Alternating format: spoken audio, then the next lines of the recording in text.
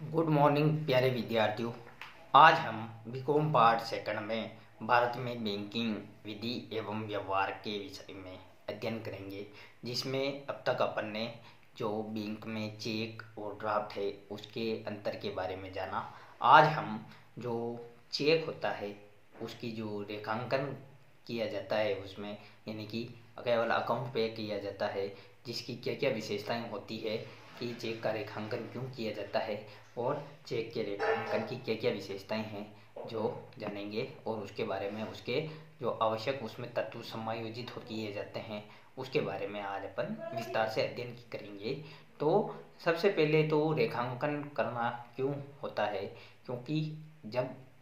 किसी न किसी तरीके से अवैध कार्य होता है तो उसको रोकने के लिए सरकार ने जो बड़ी बड़ी फर्में हैं, जो बड़े बड़े उद्योगपति है, जो अन्य संस्थाएं हैं जिसमें काफ़ी मात्रा में रुपयों का लेन देन होता है, तो उसके लिए सरकार ने जो अकाउंट वाइज चेक है उसकी व्यवस्था की है कि आप जो बिल की राशि बनती है उसके बदले में चेकों के माध्यम से ही भुगतान किया जाए, इतनी मात्रा में नकद का भुगतान नहीं किया जाना चाहिए। तो चेकों के माध्यम से ही इसका भुगतान किया जाता है, इसलिए इसका रेखांकन करना ज़रूरी होता है कि वो सीधे उनके खाते में जाए। तो जो चेक का रेखांकन किया जाता है उसकी प्रमुख विशेषताएं इस प्रकार से होती है कि सबसे पहले तो रेखांकन में दो रेखाएं होती है वह समानांतर तिरछे रूप में की जाती है, यानी कि वह समानांतर रूप में की जाएगी और थोड़ी तिरछी की जाएगी, जिससे अपन समझ जाएंगे कि यह एक व्यक्ति को नहीं मिल करके या किसी व्यक्ति के पर्सनल अकाउंट में नकद न निकाल करके वह उसको केवल बैंक खाते में ही भुना सकता है, सीधा पैसा उसके अकाउंट में ही जाएगा जिस पक्षकार के लिए वह जारी किया गया है। तो इस तरीके से समानांतर तिरछी रेखाओं का होना ही इसमें आवश्यक होता है। मुख पर, यानी कि जो चेक होता है जिसमें दो पक्ष हो दो दो भाग होते हैं, पहला होता है जो तो मुख की ओर होता है, दूसरा होता है जो पीठ की ओर होता है, यानी कि पीछे का भाग। तो पीछे के भाग पर किसी प्रकार से कोई भी लाइन खींची जाएगी तो उसका कोई मतलब नहीं रहेगा, क्योंकि पीछे चेक में कुछ भी लिखा जाए तो उससे कोई फर्क नहीं पड़ता है, लेकिन पीछे ये जरूर होता है कि हस्ताक्षर को प्रमाणित किया जाता है, जबकि बाकी जितनी भी बातें हैं जैसे अकाउंट पे करना है या साइन करना है या मोहर लगाना है ये सब आगे की ओर होता है। तो उसके मुख की ओर उस पर जो रेखाएं हैं वो समानांतर रेखाएं वो मुख की ओर ही खींची जानी चाहिए, न कि पीछे की ओर। पीछे की ओर समानांतर रेखाएं खींचे जाने पर चेक अकाउंट पे नहीं होता है, इसलिए उसके मुख की ओर ही रेखाएं खींची जाती है। बीच बीच में निश्चित शब्दों का प्रयोग, जो रेखाएं खींची जाती है उसके बीच में कुछ निश्चित शब्दों का प्रयोग भी करते हैं और नहीं भी करें तो भी कोई फर्क नहीं पड़ता है, क्योंकि पे जिसके पक्ष में किया जाता है उस फर्म का नाम और या उसके अकाउंट का नाम या उसने जिस नाम से भी वो अकाउंट खुलवा रखा है उसके लिए अपन लिखते हैं कि जैसे किसी व्यक्ति ने जो उसका ओनर है किसी, जैसे भवानी शंकर ऑयल मिल, तो उसके भवानी शंकर ऑयल मिल के नाम से जो अकाउंट है उसी के नाम से चेक बनाया जाता है और दो तिरछी रेखाएं समानांतर खींच दी जाती है, या बीच में रेखाओं के बीच में एंड कंपनी या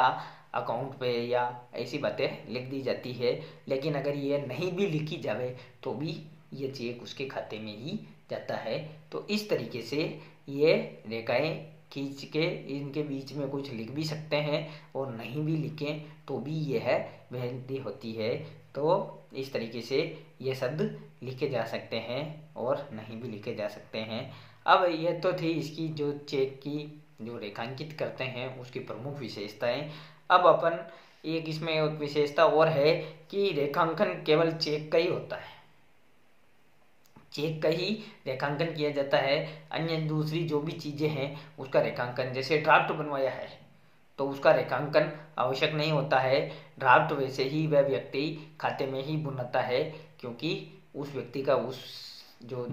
जिस शाखा में जारी किया है उसमें खाता पहले से ही होता है, तो वह सीधा खाते में ही जाता है, उसको वह नकद नहीं निकाल सकता है। इसलिए और अन्य किसी पर या कोई विनिमय शादी विलेख है या अन्य कोई चीज़ है तो उस पर किसी भी प्रकार का कोई भी रेखांकन करना जरूरी नहीं होता है, ये केवल चेक पर ही वैध होता है।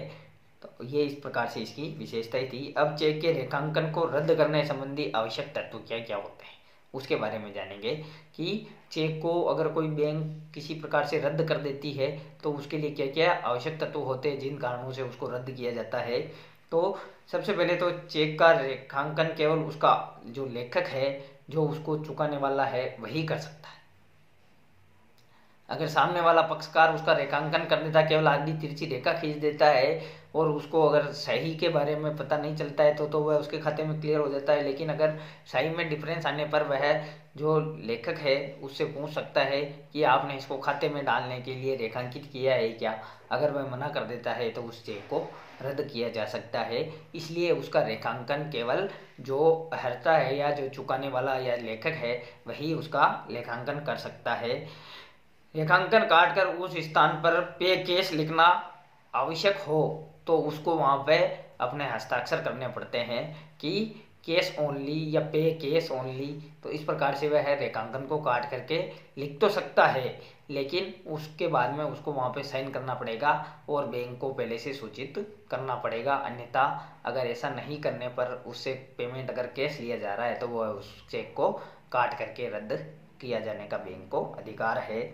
इसी प्रकार से रेखांकन निरस्त करने के पश्चात लेखक के उस पर पूरे हस्ताक्षर होने चाहिए, तो वह हस्ताक्षर वहाँ पे करेगा। चाहे वह उसने आगे किया हो और पीछे किया हो, दोनों को काटने के पश्चात वह उसको रेखांकन रद्द करने के पश्चात वह खुला चेक हो जाता है, जिससे उसका भुगतान बैंक की नकद खिड़की से भी प्राप्त किया जा सकता है। तो इस प्रकार से रेखांकन रद्द करने के पश्चात में उस चेक को अपन जो अकाउंट पे या रेखांकित चेक नहीं मानते हैं और उसको अपन खुला चेक मानते हैं, जो अपन ने पहले के जो लेसन है उसमें पढ़ा था। तो खुले चेक के कारण से उसका भुगतान अपन नकद खिड़की से भी प्राप्त कर सकते हैं। तो इस तरीके से चेक का रेखांकन वो होता है जो साइन करने के पश्चात, काटने के पश्चात उसको रद्द कर दिया जाता है और उसको अपन नकद के रूप में भी भुगतान ले सकते हैं। रेखांकन रद्द करना एक महत्वपूर्ण परिवर्तन है, इसलिए चेक के लेखक तथा अन्य पक्षकारों से सहमति ली जानी चाहिए। तो ये एक बहुत ही बड़ी जो समस्यात्मक काम है, क्योंकि बहुत सी बार फर्जी तरीके से जो व्यक्ति होते हैं, जो अलग जो मतलब एक गैंग का काम करते हैं, जो लोगों के खातों से पैसा निकालने का काम करते हैं, वो चेक किसी न किसी तरीके से चेक को चोरी कर लेते हैं। तो उसके जो साइन है उसको वो बहुत से तरीक़ों से पता करके वो चेक के साइन की नकल कर सकते हैं हूबहू। तो वो रेखांकन को काट सकते हैं और उसका नकद पैसा है जो उठा सकते हैं। तो इसके लिए वह बैंक को पहले से ही या तो नोटिफाई कर दे अगर उसको पता चल जाए तो, और नहीं होता है तो बैंक का भी ये दायित्व बनता है कि आपके इस चेक संख्या से इतने मात्रा में रकम को उठाया जा रहा है या संबंधित व्यक्ति इसको निकलाने आया है। तो अगर लेखक अगर खुद भेजता है तो वो यस कर देगा। अगर लेखक नहीं भेजता है तो जो व्यक्ति सामने खड़ा है उसको गिरफ्तार किया जा सकता है, या उसको उस जो चोरी के मामले में या किसी प्रकार की जो धोखाधड़ी है उसके मामले में उसको 420 के केस में गिरफ्तार करके अंदर फिट किया जा सकता है, अगर लेखक ने वह चेक नहीं लिखा है तो इस प्रकार से एक तरीके से भुगतानकर्ता बैंक जो होता है उसको उस चेक के भुगतान से पूर्व अगर उनको अवैध लगे या चेक का रेखांकन रद्द करके साइन किया गया है तो भुगतानकर्ता बैंक को पहले उस व्यक्ति को सूचित कर देना चाहिए कि आपके बैंक से लाखों रुपए की राशि नकद निकालने के लिए आपने साइन किए हैं क्या। कि अगर वो हाँ कर देता है तो कोई समस्या नहीं है, लेकिन अगर वह मना कर देता है तो फिर उसको धोखाधड़ी के केस में फंसाया जा सकता है। तो ये इस तरीके से जो चेक को रद्द करने के आवश्यक तत्व थे वह ये थे, और आज अपन ने चेक के रेखांकन की विशेषता और उसके रद्द करने के आवश्यक तत्वों के बारे में अध्ययन किया। नेक्स्ट अपन अगले टॉपिक के साथ पढ़ेंगे। Thank you.